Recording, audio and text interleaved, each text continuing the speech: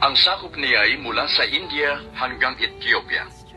Binubuo ito ng 127 lalawigan. Ang kanyang palasyo ay nasa lungsod ng Susa na siyang kapitolyo ng Persia.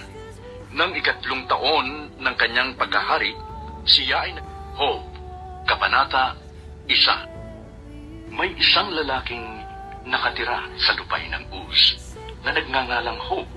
Siya isang mabuting tao, sumasamba sa Diyos at umiiwas. Awit, Kabanata 1. Mapalad ang taong hindi nakikinig sa payo ng masama at hindi sumusunod sa masama nilang halimbawa.